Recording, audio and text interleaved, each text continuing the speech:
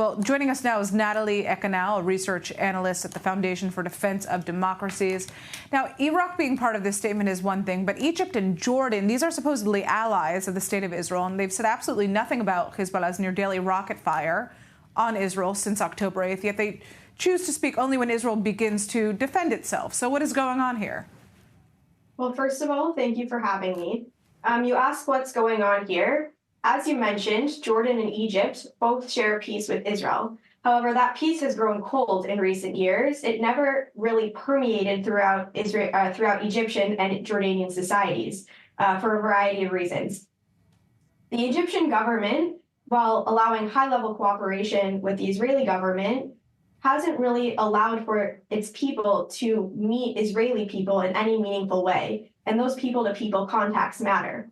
In the case of Jordan, the country has a substantial Palestinian population that is more or less hostile towards Israel. And that sentiment trickles up through the Jordanian government, and the rhetoric coming out of Amman reflects the sentiments of the domestic base. Jordanian officials have continued to blame Israel for the war in Gaza and its conduct towards Palestinians for the past 11 months. So this recent condemnation of Israeli action in Lebanon isn't really all that surprising.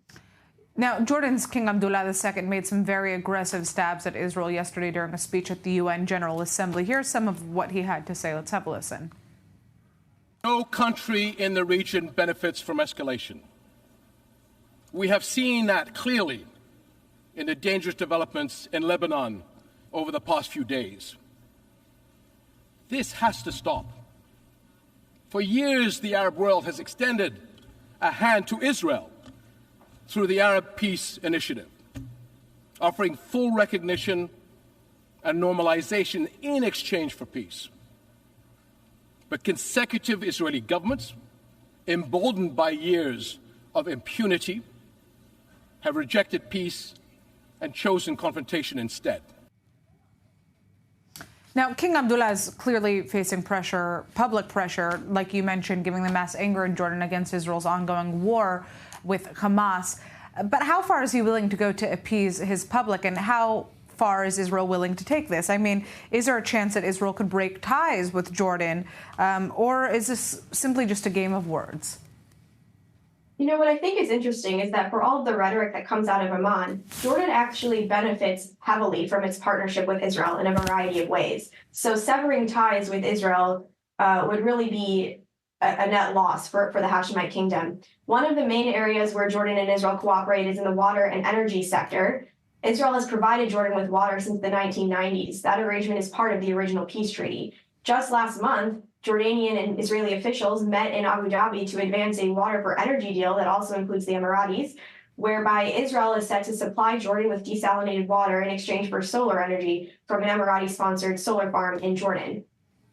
Security is another arena where the Jordanians benefit from their partnership with Israel. Iran is looking to destabilize Jordan in a variety of ways, and Israel, as your viewers probably know, is at the fore of the fight against Iran. One of the ways that Iran is destabilizing Jordan is through narco trafficking. I think it's a very interesting issue that doesn't always make the headlines. Iran is behind the trade of an amphetamine-like drug called Captagon that's produced mainly in Syria and Lebanon, and it's a huge border security problem for Jordan. And the Jordanians have called out Iran explicitly for its role in the regional narco trade. And so partnering with Israel on security and fighting against Iran is in Jordan's best interest. So ultimately, your opinion here is that we're not going to see a so-called breakup between Israel and Jordan over this rhetoric that is, you know, clearly heavily skewed against Israel that we're hearing coming out of the mouths of Jordanian leaders. Correct. I don't think it's in Jordan or Israel's interest, for that matter, to have a cold break. All right. I'd like to thank you so much for joining us, Natalie.